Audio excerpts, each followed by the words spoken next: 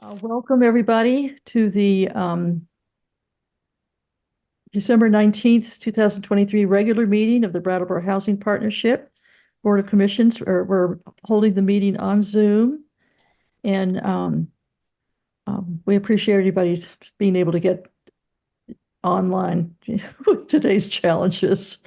So thank you for attending, and we'll proceed. Okay.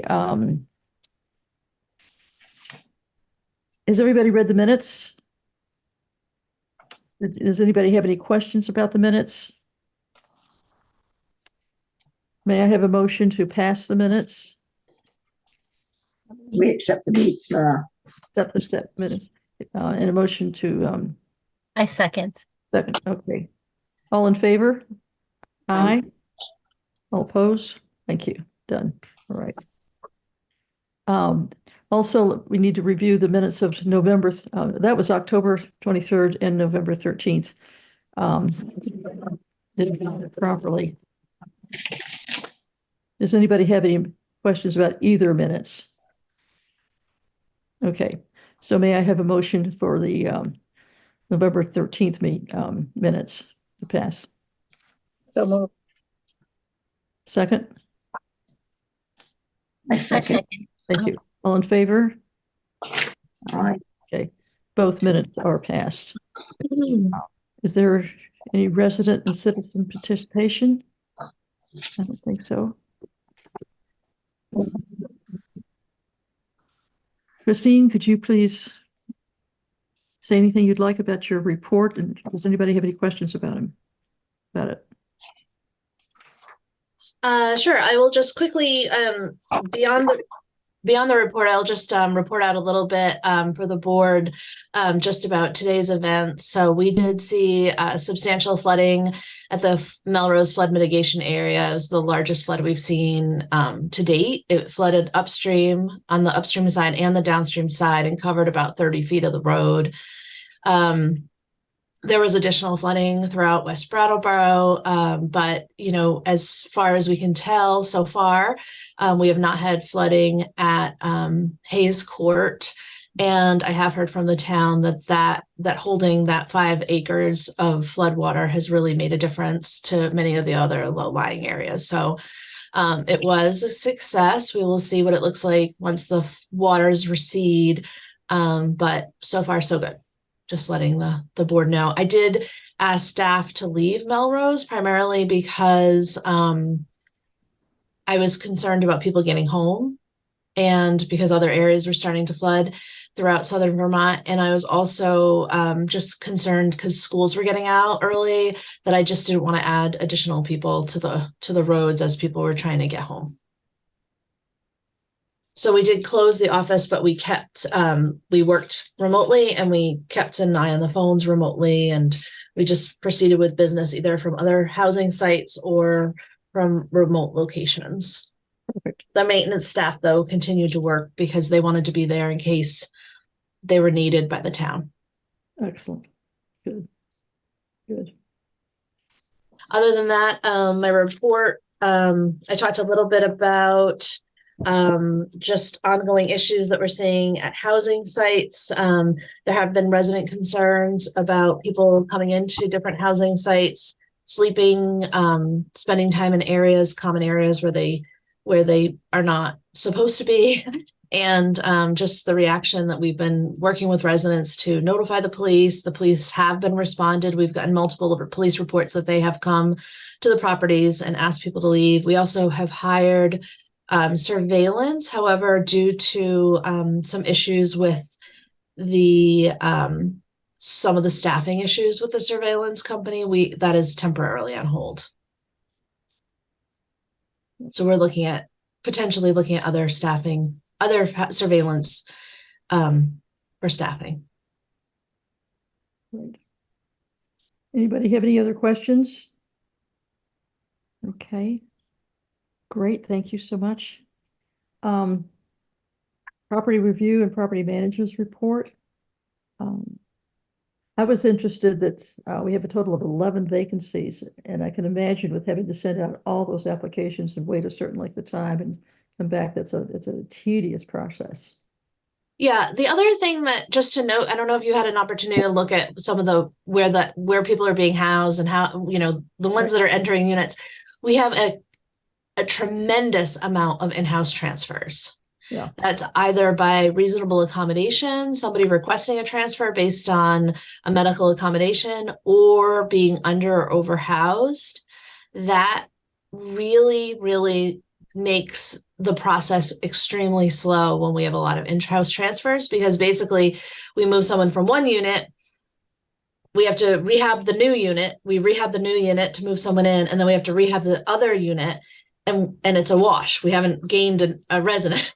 So it just really can create a lot of backlog, and we just have a lot right now. Yeah. That's a lot of hard work. It's definitely a lot of hard work in terms for the maintenance side. It takes a lot and some of these apartments need considerable rehab. Right. I have a question, something that's come up recently. So if someone applies and gets offered an apartment, but they would prefer a different unit, do they get bumped to the bottom of the list, or do they get offered the next available? If they get offered a unit in a building, if they qualify for a building and they just say that they don't want it, then they do go back to the bottom of that list. They're not just the next person that comes up. Okay. Yeah. So yeah, okay. Thank you. Yeah, because we have many, we probably have about 15 to 20 people in process at that time. So it wouldn't really be fair to the next people to keep bumping them down while the person decided to take a unit or not. Sure. Okay. Yeah. Thank you. Are there any But their name will remain on the list. Okay. Any other The other questions? option would be, Alicia, if somebody has a reasonable accommodation to stay be at a certain site, then that doesn't mean that they're not taking it. So if somebody has a specific reasonable accommodation, like a doctor determines that they need to live at Hayes Court for some reason, and that has been approved, then that won't force them to go down on the list. Okay. Thank you. But it's just, again, another real barrier to getting these apartments filled, and to get people who really need housing housed, because it just slows down the process a lot. We were lucky when we moved in. Of course, it was 18 years ago. They had availability at Melrose and one at Sam Elliott, so we could say, yes, I want to go to this one, because sometimes people don't want to go. Say, a lot of people don't want to go to the high rise, so they've lost it. But we had choices.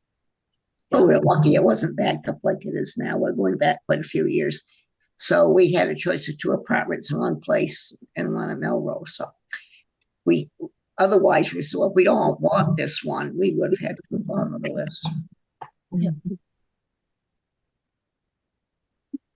Well, I think it's enormous to keep up with all the lists for all the buildings. Really is.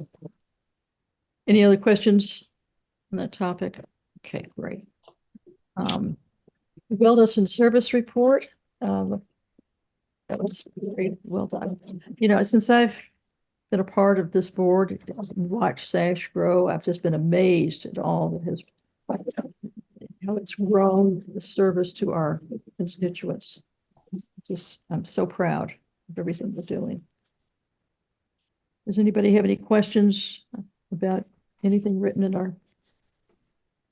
Had a question or a couple. I was wondering the status of the mental health clinician. I think we've been looking for someone for a while now. Is that true?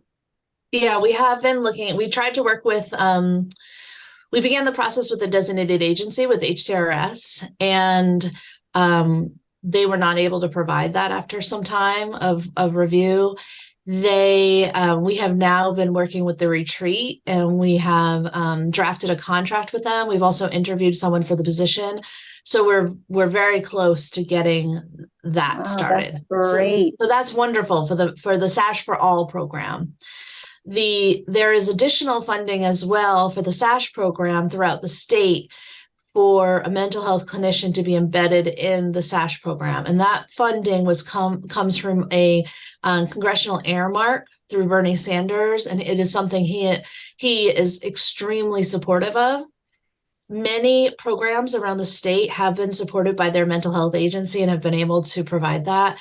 We just heard from HCRS that they are not going to be able to do that in the Windham and Windsor counties.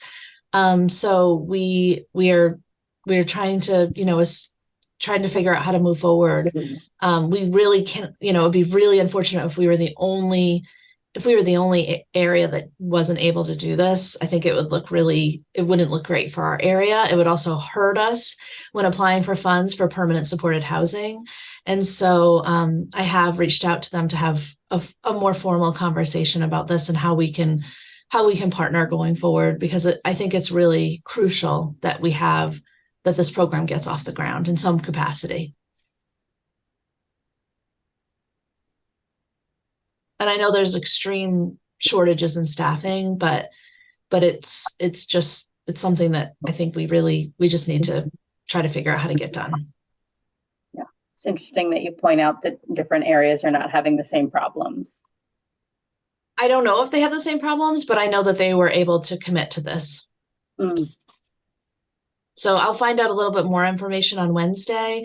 We're meeting to talk about the people around the state. And I know Burlington is already up and going. The Howard Center is already able to they're already going forward with it. So, yeah. But I will definitely keep you posted. It's something that we've been working really hard on. That's great. I support that. I also would like to just point out in here we've got a graph. Oh yeah. And I'm just so excited to see these visual representation of the numbers starting to be peppered, and I understand that software program is up and running, and it's one thing to see that we have 11 vacancies in the RAD programs and 3 in the AWR and 4 vacant units at RCC. And it's another thing to see it visually. And yeah. I'm just really appreciating that. Yeah. I've always really appreciated how well these reports are written. Any other questions? Okay. Housing Choice Voucher Program, Shelter Plus Care Report. Does everybody review the utility allowance for 2024? And what kind of questions do you have?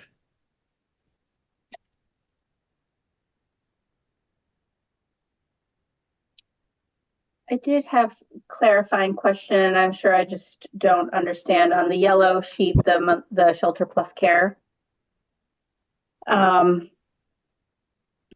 Let's see, it's written here. We too have finally received several referrals, 8 up from coordinated entry program, and have issued 5 new lease up approvals for the program, a first in over a year. Can you just remind me? I know how coordinated entry works. If you're homeless, you'll get on the master list, and then and then the various agencies will help you get housed. What exactly was the first in over a year? Was receiving these so the Shelter Plus Care program, everyone who is enrolled in this program needs to come from the coordinated entry list. So we oversee the program that issues a voucher for people who are experiencing homelessness, and everyone who's referred to the program needs to come from the coordinated entry list. That's how the program works. Yeah. And we hadn't received any referrals until this time. So all of those 8 referrals came in at once. Oh, I see. Okay. Yeah. And is that because they hadn't come in before because they hadn't had a case manager yet? I see. Okay. Yeah. They need to have a case manager assigned to work with them. Okay. Yeah. Okay. Well, there you go. Yeah. Are there any other questions? Okay. Anybody reviewed the utility allowance sheet. What kind of questions do you have on that page?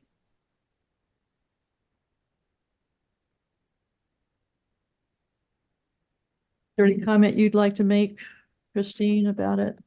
No, it's pretty straightforward. You had already approved the fair market rents for next year. The utility allowances are the same utility allowances that Vermont State Housing issues. We just take the same ones that they have. They do the math on it. So they're the same as Vermont State Housing. So we just align with them as well. And our rents are comparable as well to Vermont State Housing. So we're pretty much all on the same place. May I have a motion to accept the proposal for utility allowances for 2024? So moved. Second, Second, all in favor? aye. So passed. Okay. Got the check listings.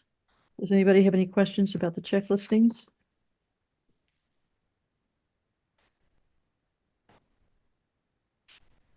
My appreciation to Pat, who filled in when I was sick last week. Yeah. We've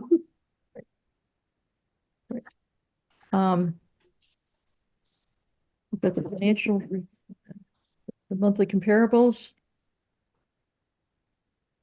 So James is here, James Griffin, who is the fee accountant for Brattleboro Housing Partnerships. Welcome, James.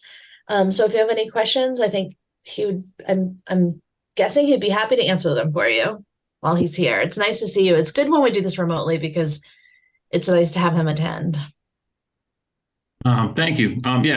Christine just asked me to pop in today just in case the board had any questions. We're about 6 months into the year, a little over. So if there are any concerns or comments or anything anybody wanted highlighted, I'm happy to help.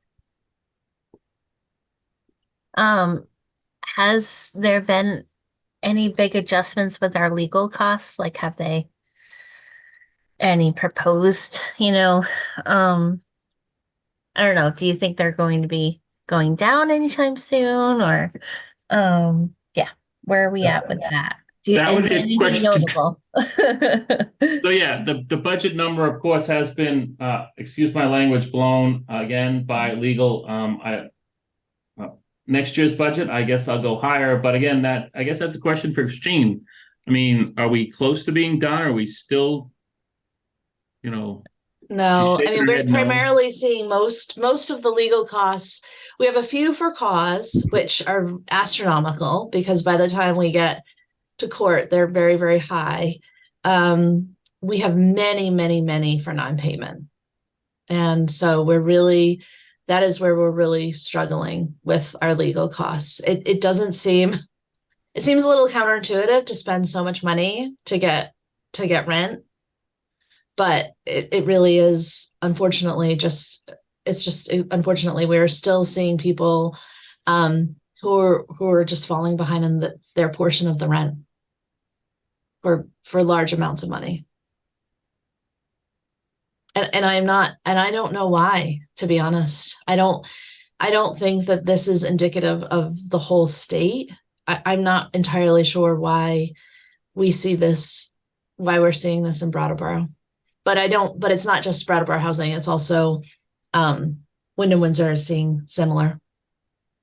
And I just want the board to know that I've seen this in several other housing authorities down here in Massachusetts and a few in New Hampshire. Your situation is no different than others. I don't have an answer for it either, just like Christine. I don't want to put any onus on tenants, but I mean, I don't know if they've just said, we weren't paying before, I'm not going to pay now, they'll never throw me out. I don't know. I don't want to make any assumptions, but I'm just saying that the situation Brattleboro is in is not out of the ordinary with other medium to large size housing authorities. And yeah, the legal costs, I guess it comes down to what it always comes down to. It's going to cost me $30,000 to unfortunately remove a tenant. The idea is hopefully the next tenant will come in, pay their rent, and then we won't have any issues with that tenant. So I guess it's worth the money. It's just whether or not we remove a tenant and the next tenant comes in and is no better than the one we removed, and then it becomes just a cyclical. And I hate to say it like that, but you don't know until you get the next tenant. So, but if we don't collect the rent, then in essence, it's not you won't see it in the financial, except for the legal costs. What'll happen is eventually we'll just show that we're making money. We won't have any money because our receivable balances will just be so high in the cash. Well, I mean, we'll never run out of cash, but just in case, I'm just saying that AR will go up and cash will go down. And that's not a good spot if the board wants to, next project A or next project B or next project C, and we're just cash strapped because tenants owe us $200,000, $300,000, $400,000. Yeah. And it's one of those things. It's a 50-50 shot. You got to bite the bullet for the legal costs. Some, unfortunately, it's hard to Vermont, because you're so few and far between. In Massachusetts, I hate comparing, because there's state agencies here that offer legal services. They kind of cut deals with legal attorneys at RFP at costs that are probably less expensive than they are in Brattleboro. But you're not out of the ordinary when it comes to legal costs. Yep. So I think over the past year and a half, since the VRAP program ended, we have seen probably about 20 households in legal at a time for non-payment. So that's about a little less than 10% of our whole portfolio. And many residents will pay into court and then for 6 months, but then they still owe the back rent and they're not able to pay the back rent. And so then when we get to the end, they are frustrated because they're like, well, I paid into court all these amounts, but they never paid the initial amount that they owed.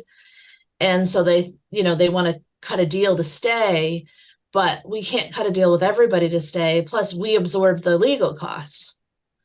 And so it makes it really, really tricky. We've started to talk about how to work with residents better. I don't know. I don't know how better to do it, but other than saying to residents right before we send them a lease, a lease, right before we send them a letter of termination, saying we want to meet with you and we're going to go forward with this. This is going to be on your record regardless. It goes once it hits the court, anybody can look it up and see that you've been brought to court for non-payment, and seeing if that potentially helps. I don't know if it will or not. And I don't think that it's that people just don't want to pay. I think 30% of not a lot is a huge amount for many people. But unfortunately, that's the system we have. And there's so many people waiting to get into our housing who will want to pay rent and need a place to live, that it's really hard. It's really hard to not, to make any sort of deal with people. Sure. It is the agreement you make when you get a subsidy. So, I concur with Christine. What really drives it for me is the fact that you have a long list waiting. And I always say it comes back to, why is it fair to leave somebody in housing who doesn't want to pay when there's possibly someone? I understand the situations, but it's just the fact that your lists are so long. If the lists were short and there's only one, then I could see it. But when your lists are just astronomically long, it just seems unfair for those people to stay on the list forever, for people who, whatever their circumstances are, just don't seem to want to follow the rules or the agreements that they've signed. It's a mindset. Go ahead, Pat. Sorry. I said, sometimes I think it might be a mindset with some of the people. I didn't understand, sorry. A mindset with some of the people that don't pay the rent. Good point. Do you want to say more about that? Let's take when during the pandemic, and then they probably didn't save any money, and then some of them do. They got it set in their mind, and that they're not going to pay the rent. They have an excuse.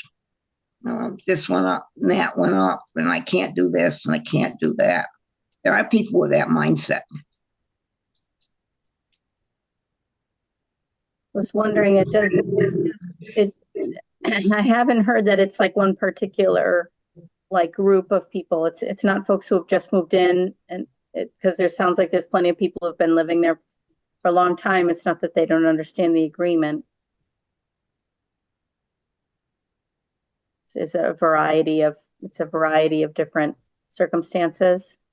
It's a variety of different circumstances. Many of the people, unfortunately, who are behind on rent, I mean, it's not people who are behind a little bit here and there and, we're moving forward with eviction. It's usually people who have been behind for months and months on end. It's not the first time they're behind. They might apply to SEVCA, they get a little bit of money, it gets cleared up, and then we're back in the same situation. So it seems to be, for some residents, a pattern of this. And, I can't say what it is. I will say that, rent is sort of like the last worry. Like if your car is broken down, that's an immediate need, right? You need it. You need the money to pay that immediately. Whereas the rent, you're not going to get evicted tomorrow for not paying this month, right? You've got some time. So I think, I think that might play into it too. Kids need, you need food, or kids need something for school. Like those are the immediate needs. And sometimes it falls behind. Primarily, most of the people who fall really behind are people who have families. It's not usually single adults. So that is it as well. And so I think if there are more resources maybe in the community to support people, I'm not entirely sure. That being said, we're in a really good position. We went to moving to work. We're only doing recertifications every 3 years. People can make more money and their rent is not going to go up. Their portion of the rent is not going to go up. That's a huge bonus for them. And, residents can take advantage of that. And that's an opportunity to really to make more money and not have your rent go up. That's exactly right. And so we'll be measuring much. if that has any effect on this. If it doesn't, then sort of like, why are we doing it? Yeah, there's so much in the packet this time around new initiatives, it seems. Or we're really starting to see the fruit of some of those around, like I'm thinking about college loans not affecting things, and the LEAP program, and there's just a lot of efforts that are being made that hopefully will help. Yeah, absolutely. Even It'll if, also affect kids who turn 18 during that period. Like the rent won't be adjusted based on their income for this time being. So, it's really giving people an opportunity for a couple of years to get a little bit of a leg up. And so, we're hopeful that is what happens. and any way that people could work, well, of course, some of them get far behind, budget planning, financial management, is anybody that we offer a lot of those that programs. works for them so they could. Yeah. We offer a lot of those programs. That's a big part of the LEAP program. That's a huge part of that. We offer financial literacy on property. We offer lots and lots of work around that. So there's really not much of an excuse. And if you work, I understand sometimes somebody very ill and I will say, I don't think there may be many excuses, but I will say that there's not that much more that BHP can do. right. I mean, there's not so much that we can do at this point. Like we can only do so much. And I think we have taken every step possible to, outside of saying to people, we're not going to hold you accountable for not paying rent, which we legally cannot do. So, so outside of that, I think we've made a lot of accommodations and we've tried really hard. I mean, that's what we're doing on our end. And I hope the long-term effect will be that it does make a difference. Even if it made a difference to 5 families out of the 20, that would be huge. Right. That's right. Just to put some numbers on it for the board. As of October, you have about 1.1 million, 1.15 million worth of revenue earned on the 4 RAD projects.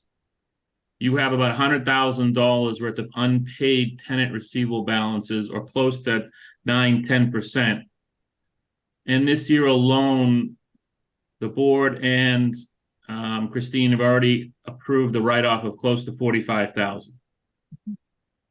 So I think when I go through it every month and look at it, I think Christine's point is also true. You know, you're housing I forget the number. I apologize. Close to 200. It's not 200 people that owe. It's probably 15 to 20 that have large balances. That's just in the RAD properties. The other three properties Right. are pretty, the three tax credit properties are doing pretty well considering we don't have Yes, this, we don't, yeah. They're better than the RAD property. I think there's one or two on RCC or something like that that's growing. But for the most part, Christina's right.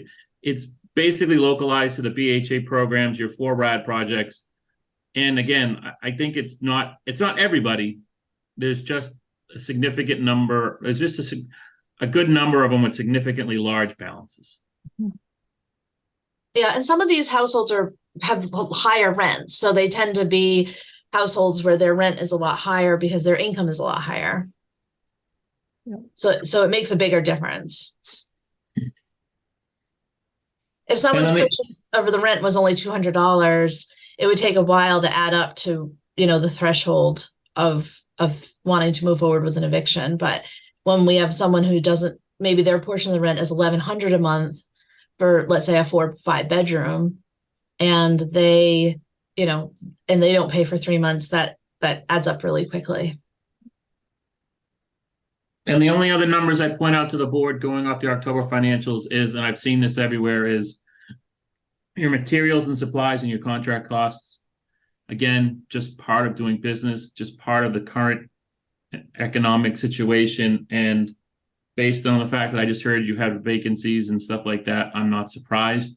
But again, those 2 areas are running above budget. Again, I'm not surprised, but I just wanted to point it out to the board. Sure. Thank you. Thank you. James, will you also be commenting on the audit? Sure, I can if you'd like. Is there something you want to know about the audit? Overall, the audit was clean. Markham came in. They audited. Markham's responsible for auditing just the BHP. They don't audit AWR, they don't audit RCC, and they don't audit RCC2. You don't technically own those. You're just general partners in a partnership for those 3 properties. So they just audited the Section 8 program, or your MTW program, the leftover capital fund money, the leftover public housing money that's still coming in, that's still trickling in. They audited the SASH and then a few of your other small grants. The audit report is clean. Moving to Work was their major program that they audited. So they spent a lot of time, which basically means they spent a lot of time on the old Section 8, because that's really what the compliance for MTW is basically Section 8's compliance with a few other adjustments. So again, they basically hammered that department. They probably spent a good time on it, checking files, checking calculations. But again, based on the report that's in the audit and the financial situation, it's a clean audit and there were no concerns. Very reassuring. Yeah, it's a lot of work. I mean, as soon as we finish that audit, we've already started the tax credit audits for 2023. We started already sending stuff. Well, by the end of starting next month, we'll be finished with the annual year. So we'll be sending a lot more, but it seems like we just finished that and then we start the BHA audit. Yeah, your BHA audit has a 9-month turnaround period. So your auditor tends to let it not slide, but to work it into their schedule, it tends to roll into probably mid to late summer. Mm-hmm. Probably when they did the bulk of the work. So by the time you're done finished with them, you get the report. It has to be into HUD by September 30th. Next thing you know, you turn around, you're into the holidays. And as Christine just said, you have your AWR, your RCC, and your RCC2 audit, which I believe you're contracted with Otis to do those through Evernorth. I don't expect to be an issue with any of those. Again, they are losing money, RCC and AWR. Again, RCC is losing money just for higher contract costs this year. AWR, as we've discussed in the past, as just not efficient at this point based on the rental structure, its current expense load. We've had the conversation. In fact, I believe I sent budgets out for all three of them, which the board approved last meeting. Yes. Did any board member have any comments or concerns about those budgets? I'm happy to help them with those. So I don't expect any audit issues with Otis when they do the 3 tax credit audits. But if they come up, I'll let you know. But they're, again, for the most part, they're not doing, AWR is certainly not doing well. It's doing what it's done in the past 2 years, I would say. RCC is having an off year. RCC2 is probably having a reasonable year. Yeah, and we just raised the rents for RCC, so that should help substantially, I think, a little bit next year as well. And I still think there was it an elevator or an HVAC at RCC? What, wasn't there something? Yeah, there's a RCC1 we have HVAC. We had to invest some money in HVAC system and new heating pumps, etc. We also had the sewage pumps, which needed to be, we had to do some work on that. For RCC2, the elevator, from the moment we've opened the building, we had some issues with the elevator. So we changed elevator contractors, and that seemed to make a big difference. But yeah, the RCC issue, as Christine just said, is it's probably just an isolated issue with the HVAC now that you fixed it. And then, the pumps, I understand that too. I mean, those are costs to a property that come up not every year. They come up whenever they come up, we just have to do them. So they usually destroy a budget year. But after that, I would assume with the increased rents, RCC will be back to being a profitable property.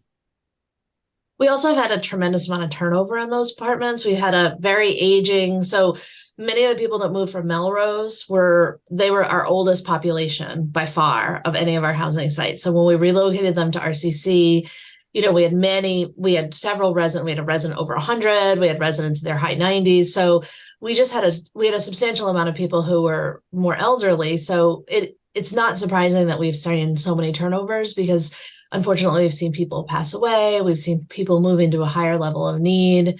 I think as we move people in, that might hopefully level off and we won't see as many turnovers. And again, RCC, unlike AWR, is running off the Section 8 FMR.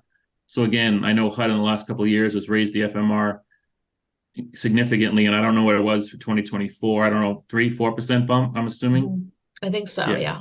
So unlike AWR, that's based on the tax credits and all the other things where it's harder to get as much revenue. So I'm not concerned about RCC nor RCC2. My concern has always been AWR.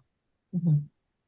And that is in the pipeline to be redeveloped. So I've heard from Ember North that that's high on their list for redeveloping. So hopefully when those tax credits expire in 25, we'll be able to revamp that building. Good.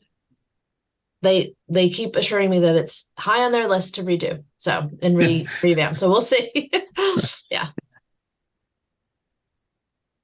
All right. Any other questions? All right. Check signing. Who is doing this? I guess Yeah, December. I have December. Okay, who's got January?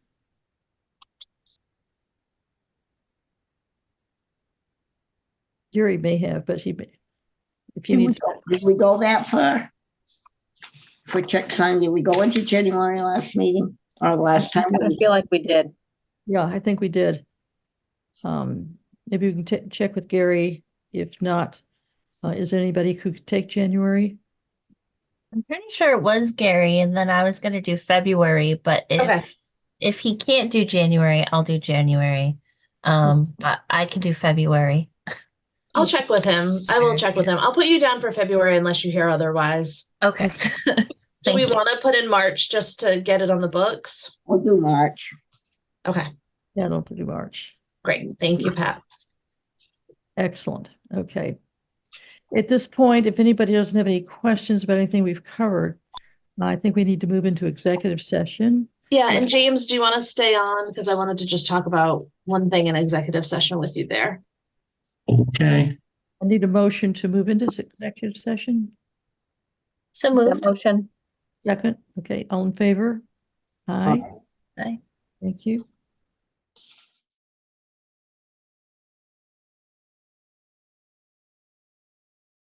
So we'll need a motion to restart the meeting.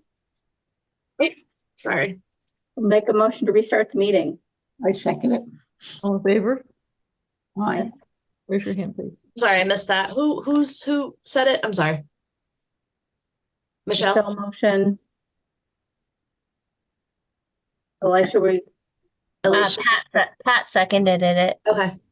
Pat. Okay. Thank you.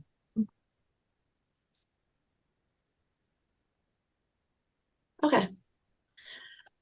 Do you have any other questions for James before we go forward with the vote? No? Okay. Then if you want to stay, James, you're welcome to, but if you wanted to go, you're welcome to go as well. Well, thank you. Everyone have a nice holiday. And if there's anything anyone needs, you know where I can be reached. Thank you. Thank you Thank so you. much. thank you. Bye-bye. Thanks.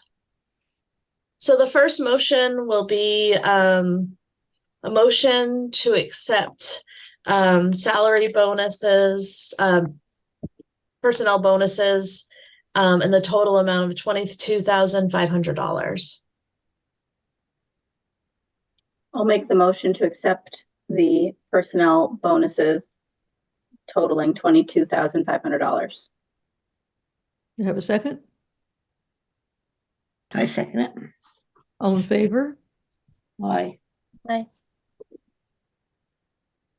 Okay, and then the second motion would be to allow the executive director to hire a development consultant. I so move. Wait a second. I'll second. All in favor? Aye. Great.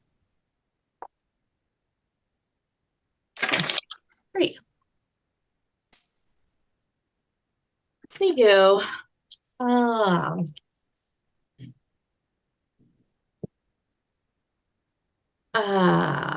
Did we cover- Next we have the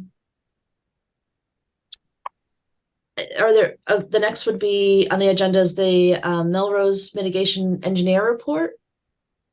We're on number 9, Liz. Okay. Does anybody have any issues about that? Any questions? I wanted to make a comment, and I feel kind of silly about making it, but the picture of the road repair, excuse me, the road repair, I'm glad it was repaired, but it doesn't look great. It looks, I don't know, the road doesn't look great. And I know that the whole area is going to get, redone. And so it's not like a long lasting thing, but I do think the way things look affects the way we take care of them. Mm-hmm. Have you seen it, Michelle? Have you seen it in person? I did. Okay. Yeah, I mean, actually, I didn't notice it at all when I drove in, and I was like, "Oh yeah, I wanted to take a look at that." And I had to pay special attention, so it wasn't glaring, but, Yeah. just thought The I'd. town, so just so you're aware, the town did take over the road again. Mm. So that's no longer our Ah, responsibility. I see. Yep. They Okay. took it over as of I think it was last month they came, the Yeah. select board did a site visit, and then it went to the select board, and then it was that had always been the initial contract, was that the town upon approval would retake over the road. There is going to be lining put in as of in the spring. The town's going to do the lining. They just didn't want to do it in the fall. But that being said, I have no idea what it's going to look like after today. So I think that will be a further conversation to know if the riprap that was put in and all of the pieces that were put in. The other thing just to be aware of, so all of that riprap was put in on the side, where it had gone over and then under the road. All of that has been redone, and then the road was paved to meet it. There will be planting on top of all the riprap in the spring. So you won't see the rocks. It'll be like, so there's riprap along the whole edge of the property, where the flood mitigation area meets the rise of the property. Yep. You don't see any of the riprap because it's all been planted over, it's all grass. So you just think it's a hill. You don't know that underneath you have boulders and boulders and boulders, which are holding it all in place so that the land doesn't erode. That riprap, which you see next to the road, is going to all have plantings over as well. I don't know how they're going to stay if we continue to get this flooding. I don't know what that's going to look like, but I think that's going to be something that we're going to have to keep looking at.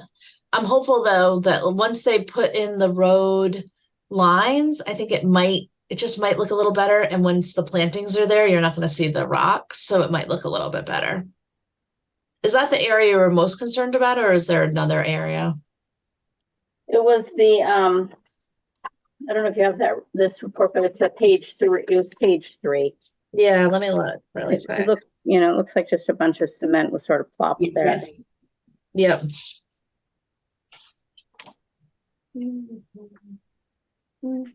I do know that the town has a lot of regulations around how they do roads, and when they redo something, I think they have to follow safe streets, and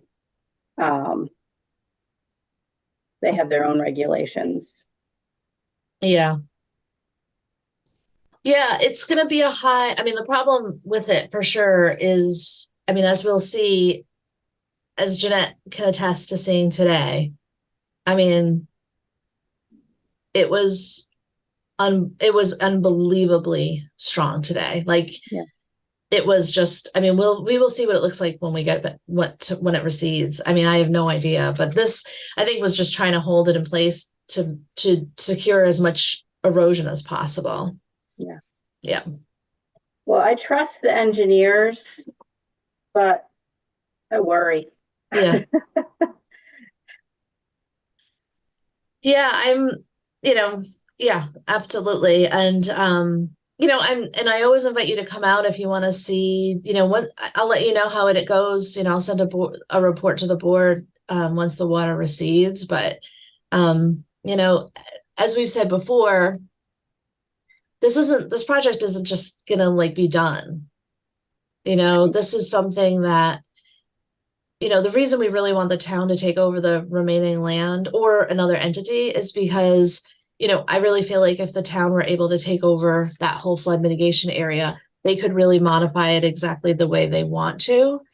And it is something that's going to be used. It's something that's in use. It's not a park. It's something, it has a job to do. And so in that, it's always going to need updating. And if it costs, $20,000 to fix some of it once in a while, that's far less than the town will incur in damages when they could have millions and millions of dollars worth of road damage, around Western Western Ave in that area. So I think it's in their best interest. I think this is a conversation that we need to have in the next year, because I think that ultimately I think that it would be great if we were just in charge of the redevelopment of our property and that the town was managing the flood mitigation area. Yeah. Yeah. The Army Corps of Engineers. Yeah. Yeah, it could potentially, just in not having to evacuate people, just the amount of money that will be saved from that, I think in the long term is, having to, do a little tweaking every few months is not a big deal compared to what the money we're saving and damage around town. Any other questions about the engineer report? But I will admit, Michelle, it's not pretty. Yeah, it's not pretty. I wasn't loving it when I saw it either, but I am assured that this is what this is what the engineers say we need. So we'll see what,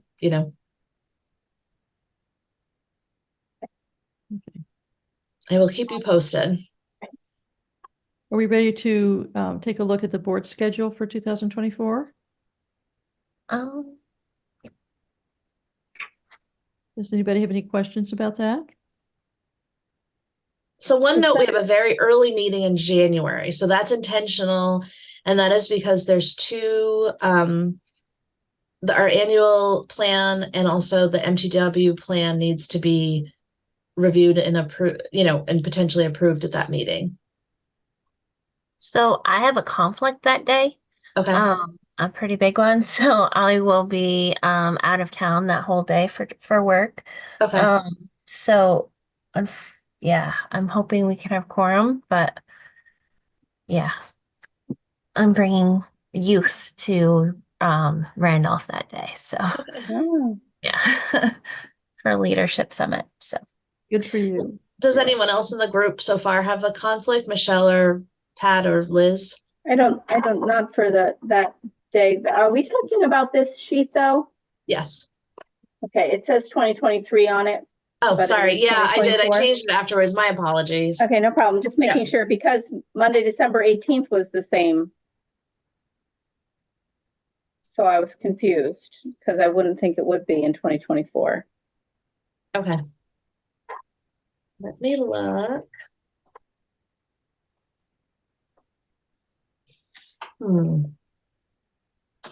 Good catch. I thought I had referenced all of them, but I might have made a mistake. Not that I know what my schedule is going to be on in December, but I'm sure these dates will work for me. December 16th is actually correct. It is a Monday, and it's the third Monday. Oh, my thing says December 18th though. I think you might have gotten, you know what? I might have reprinted them and maybe you got the old one. I'm Okay. sorry, Michelle. Okay. Because I think there were some edits and I might have just printed the wrong one for you. I apologize. Okay. Does everybody else's have? Mine seems to be correct. Mine Okay. is, Mine's Monday, the 18th. Yours says the 18th as well, Liz? Yeah. I've got Monday, November 18th. That's November, Monday, excuse me, December- Monday, December 16th. Right, and Monday, November 18th. It's November.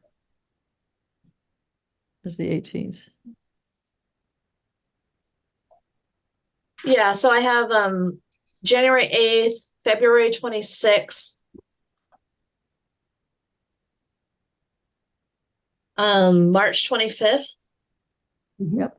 April 22nd, May 20th, June 24th, July 22nd, September 23rd, October 28th, November 18th, and December 16th. So I've got, Sorry about that, Michelle. I'll resend yours. Okay, that's no problem. It should be fine. March might be a problem, but I'll try to move things. Or maybe I can zoom in. Okay. March is still a remote, so you can zoom in if you're here. Yeah. Okay. So we have those still through the winter months. Oh, yeah. well, it looks like we need a motion to approve the schedule.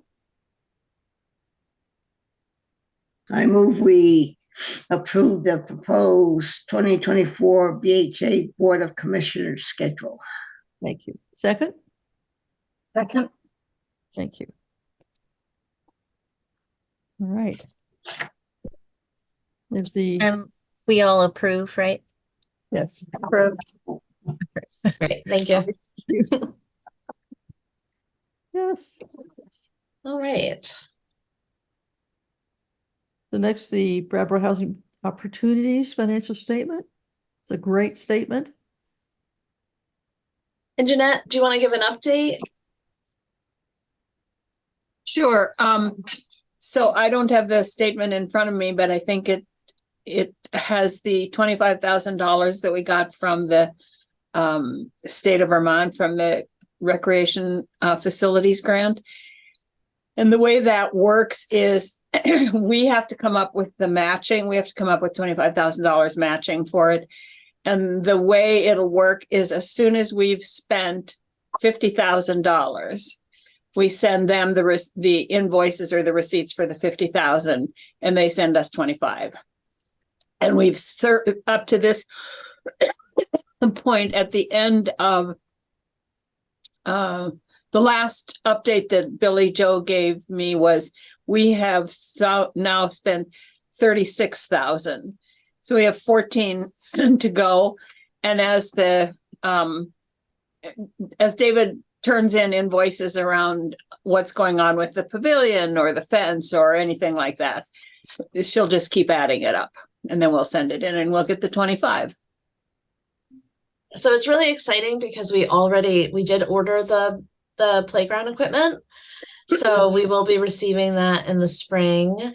And it's the stuff that we ordered was really just wonderful and cool. Like, we had kids help us to pick out what we really wanted, and we have a really wonderful climbing structure for kids that are a little bit older, and it's just, we got some really good stuff. We didn't, we could have gone a little bit less expensive, but we ended up going a little more because we just really wanted to get some good stuff. We also have already completed the fence work, and we've also, which was really needed, and we're in the process of building the pavilion, and I was there this last week. We had a little event for art in the neighborhood, and it looks really wonderful. It's huge and it's big and it looks really nice, and it's just got a beautiful roof, and I think it's just going to make a huge difference for those outdoor programming. So we're really, really excited for this to actually happen in the spring. And I don't know, Christine, did you notify the board about the SEDS? I didn't. Why don't you tell them a little designation? bit about So that? every year, BDCC and SEVEDS does this thing where it's called SEDS. These acronyms are driving me a little crazy, but it's Comprehensive Economic Development Strategy. It's a federal program. Then so every 5 years you list your top projects. Every year you list them, but it's a 5-year plan.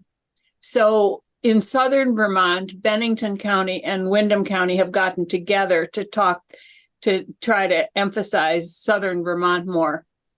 So they ask for submission of projects that you're working on. And of course, most of them are economic based. And somebody from there talked to Christine and suggested that maybe we would just put in projects that we were working on, maybe the playground, whatever. And she sent me a note and said, why don't you do this? And I said, yeah, right. The kinds of projects that get nominated are humongous projects, Bennington and Windham. So there were 97 projects submitted, and then they take the top 10 that are called the 10 vital projects in all of southern Vermont, and our playground is one of them. It got the designation for one of the top 10, and it was really cool because one of the reviewers of it was quoted in the press release they sent out, and he said, I'm going to paraphrase him now because I can't remember it exactly, but he said that too often our youth think that their communities don't care about them, and that increases as they get into high school, and it means they don't care about their communities so much. And so this is an essential. He used the word essential or vital or something, project that will show our youth that we do care about them, and that we and maybe it'll translate into more of them staying around and being part of our communities. So that was a really exciting thing to get. I had the other 10 of the other 10, it was things like the housing project in Putney, flood mitigation for southern Vermont, renovating the Bennington High School. I mean, they were huge projects, and then our little playground. So it was very exciting. And so I've started putting that on all the applications that we're writing now for funding. So it doesn't come with any money, but it does come with making people more aware of the importance of your project. So we have applications in right now for about $80,000. So we'll see what happens. Wonderful. We're super excited. That is, I think, by far my favorite project that we've done so far. And it's really exciting to see it come to fruition. It We do a is lot a of fun little bit, projects. huh? I said, and we do a lot of big projects, but Yeah. this just feels, since I started at BHP 11 years ago, I really felt like that playground needed to be redone. And so, it really wasn't safe. And then to not have it there was just such a, so sad. So it's really, I think it's exciting. And I'm hopeful, the kids finished a mural, which is already up. And, I think that I think it's going to be something really special. It is a little bit, when I came back a year ago in the summer, and Lorelei asked if I would start working on this. I said, well, what are you looking at for a budget? I have no idea. I don't know anything about playgrounds. And we decided that we would start with $50,000. We thought that would do it. The budget is $116,000. We were a little bit off. But so anyway. Great work. Great work. Absolutely. Yes.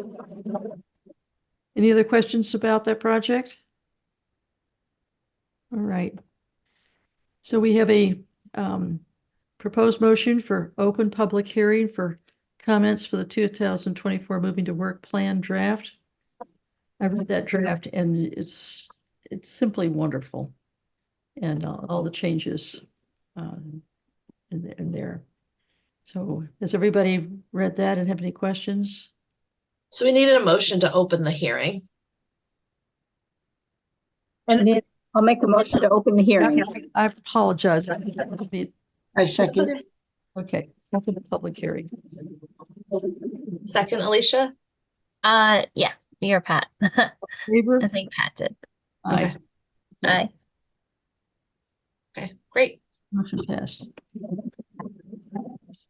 Jeanette, do you want to give a little bit of an explanation just to get everybody on the same page? sure. Thank So every year, a supplemental plan for what you're going to do the next year has to be submitted. And it is due, it has to be submitted 75 days before the start of your fiscal year, which is April 1st. So it has to be submitted on January 15th. And then there are, it goes backwards in the number of days. You have to have the plan available for 45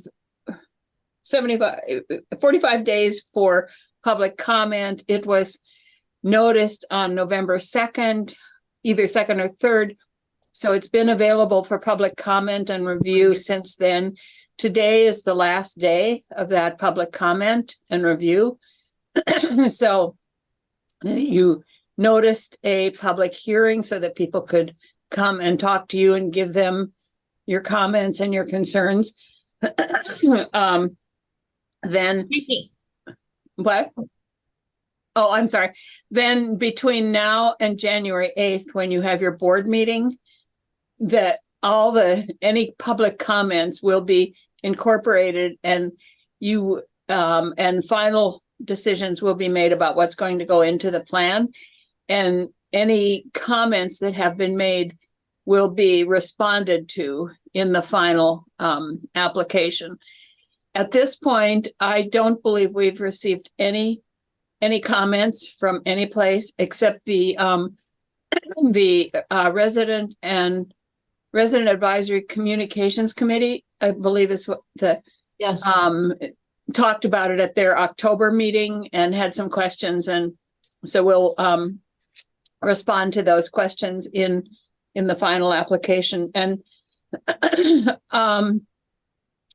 do you want to talk at all about what and why you're doing the things you're doing? I don't know how much you want to do and how much you want me to talk about or not. I will say that you've noticed 2 public hearings because originally we were going to ask for what's called an agency specific waiver, and that was around requiring all HAP payments to landlords for Section 8 vouchers. It had to be done by direct deposit because, as you know, the check, writing the checks, cutting the checks, having somebody come in and sign the checks is very time consuming, both for Billy Joe and for you. And then they have to all get mailed out, and then they get lost. And then the landlords call and wonder why they haven't gotten their check yet. And so David wanted them to all be done by direct deposit to the landlords. And so we put that in as an agency specific waiver, and that has to have its own public hearing. After we did that, we found out that there is no rule by HUD that says that you can't do that. It's a business practice, and we can do it anytime we choose to do it by just notifying the landlords. So you do not need to have that second public hearing because you're not asking for an agency specific waiver. The waivers that people would be commenting on are the student aid, excluding any income from any kind of student financial aid that isn't used directly for books, tuition, considered an educational need. That anything over that will be excluded from income in determining rent. The other thing, you're making some suggestions about some changes about the project-based vouchers, and that's your RAD. And you're at RAD sites, and that is it's partly because of the housing situation that is so dire, and there's such a need for housing, and many of the small landlords are being gobbled up by large corporations, some of them not from around here. And the feeling, one of the reasons is that the feeling is that by giving them more stability and more, that they'll be more willing to play with us and house people that we house. So that's because they're not part of our community, and the landlords around here are pretty great for the most part. But most of these that are buying up the houses are not from around here. And then the third one is landlord incentives to give them even more reason to continue to work with us. So I don't know if you have questions about them, or, I mean, this was your chance, the public's chance to come and talk to you, but I don't see the public out there, so I don't know if you have questions. Nobody's talked to me, but I do think it probably, I would feel comfortable moving forward with all those suggestions, but I would like a conversation around the direct deposit, just, sort of from just an oversight, perspective. We would lose that. And so if someone could comment on why that is not a risk. Well, that doesn't even, you don't even have to talk about that tonight because you're not applying for that. You don't have to apply for a waiver for that. That's just a business decision you made. So at some point I would assume that Christine and Billy Joe are going to talk to you as a board. Yeah, at some point. So when we originally drafted the plan that Jeanette, that we submitted to you, we put that in there thinking that we needed a waiver. What we realized afterwards that we didn't need a waiver. So it's not going to go into the plan at all.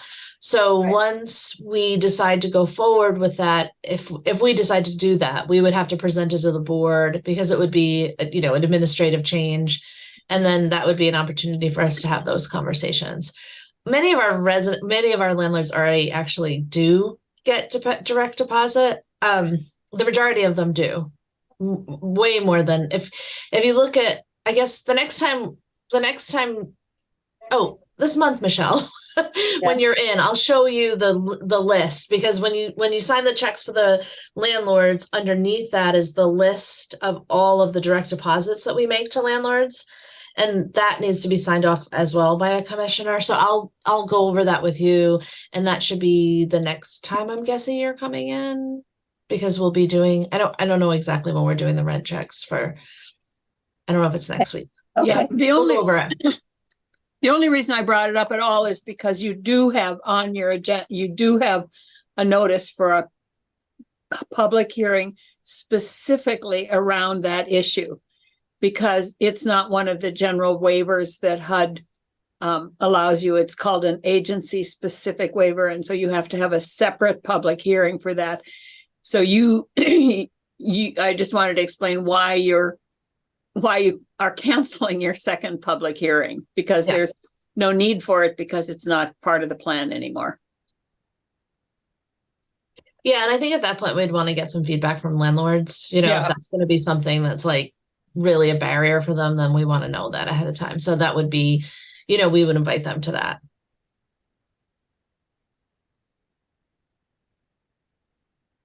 But so on January 8th, hopefully you'll have I think it's pretty much completed right now, except for putting in any comments that might be made. And you'll be hopefully approving both your annual plan and your supplemental plan for MTW.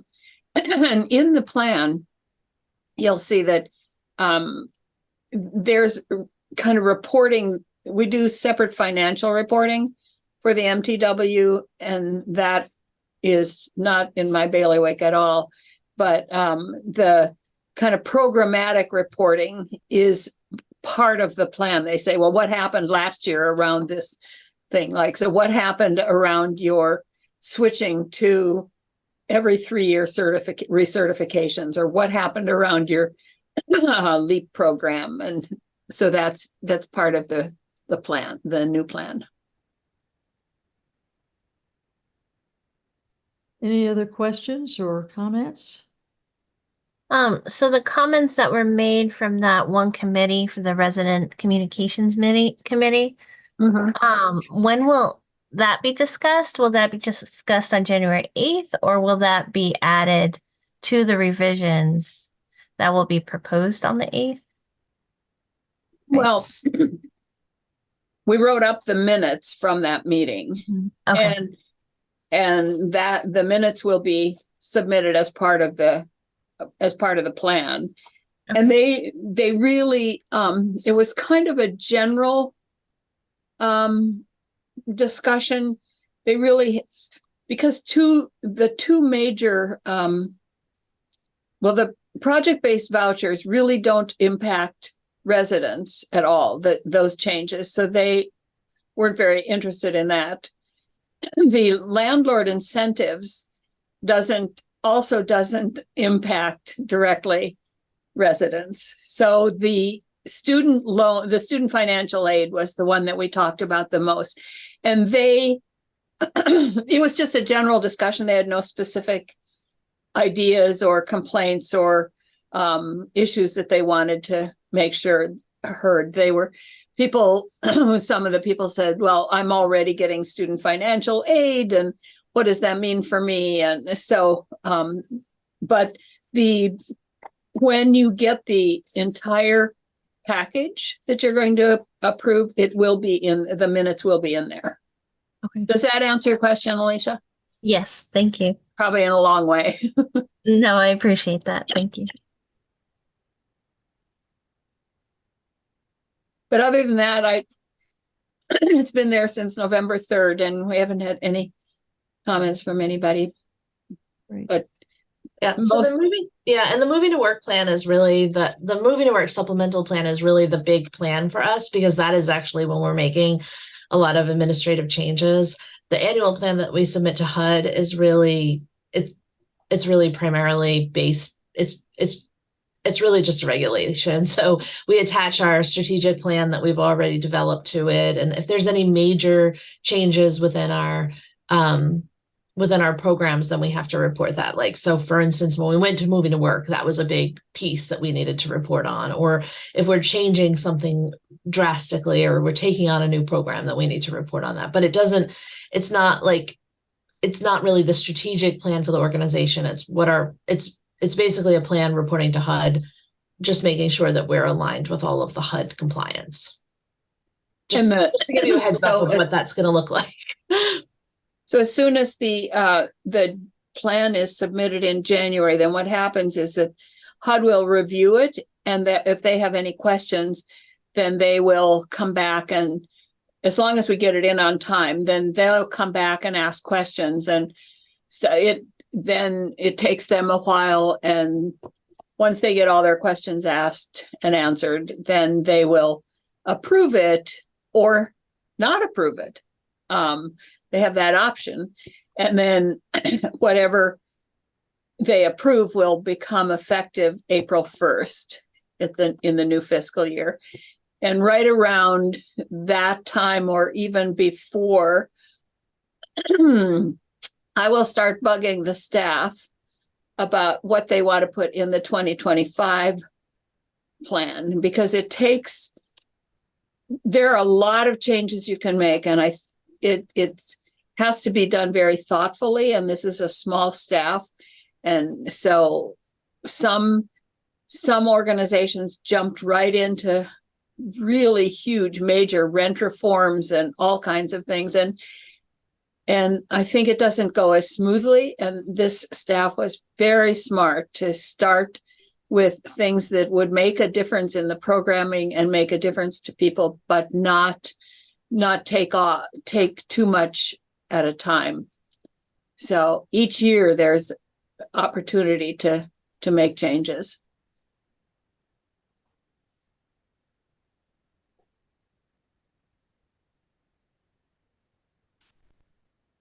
Any other questions? Comments? Concerns?